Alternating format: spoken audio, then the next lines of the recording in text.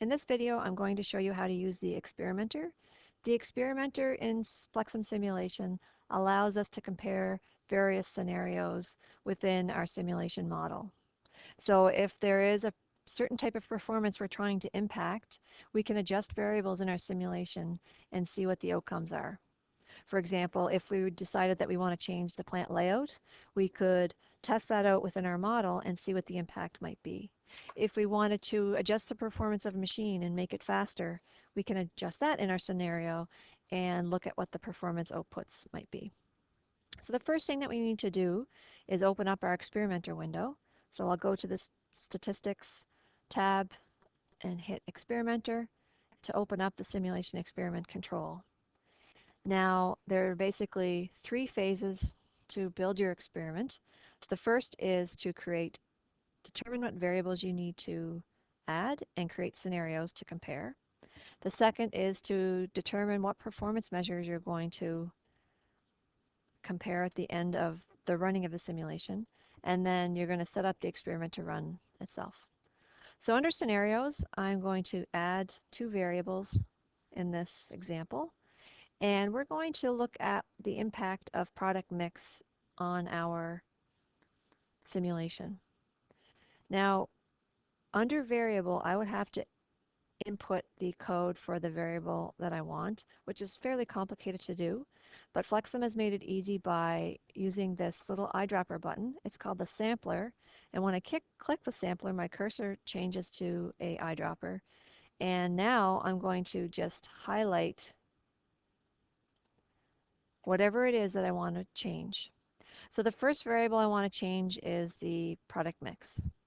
So I'm going to select both of these, and I want to include two scenarios. So I'm going to add a scenario. I want to compare my original proportion of product mix to a 50-50 split to see if this will have an impact on our production output.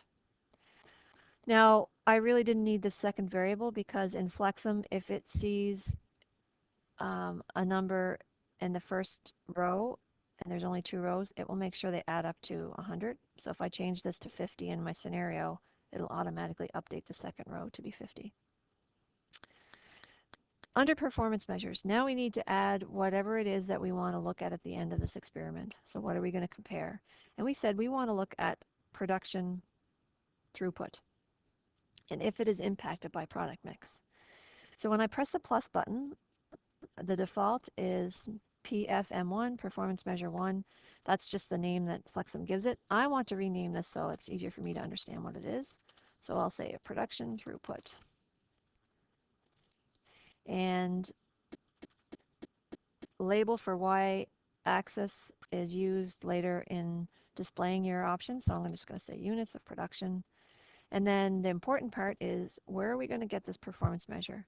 When I look at the pick down list, there's different options, and I'm going to look at statistic by individual object. Because what I want to do is I want to see how many things are produced at the end of our model. And I'll do that by looking at the sync. So when I select statistic by individual object, the first thing that comes up is operator 1, which has nothing to do with what I want to look at. So I'm going to say, no, I'll add a different object. And I can see everything that is within my simulation model.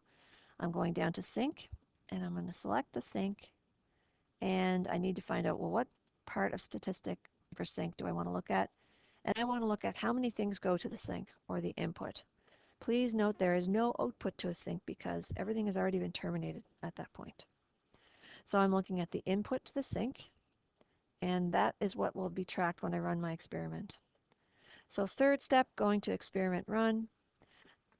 This is essentially how do I want this statistical experiment to be set up.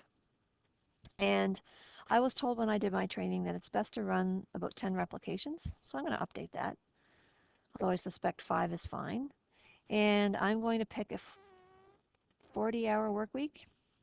So if I go to Excel and I am going to input 40 hours, and that's 2,400 minutes, and I've done the math already, 144,000 seconds. So I'll input that in there. And then warm up time is used to allow our simulation model to go to a steady state before we run our experiment. Because as you have seen in running the models, they start with nothing in them. So I'm just going to estimate about 10,000 seconds for warm up time. Now what I do is literally run the experiment. So I'm going to hit run experiment. The red indicates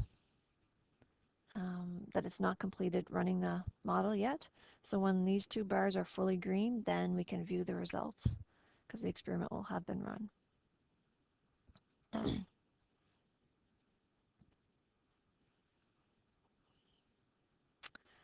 So we're getting there. And now when it's all green, I'm going to come down here and click View Results. If I clicked it early, it would show me partial results.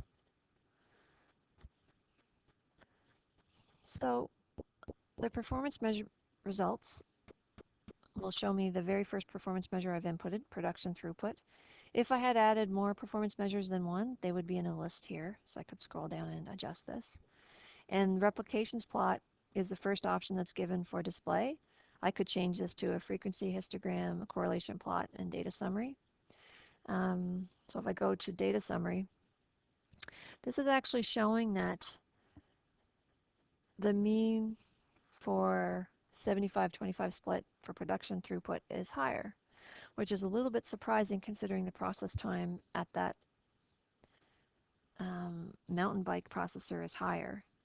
But I think what this is essentially saying is that those times, or that split, really does not impact at this processor.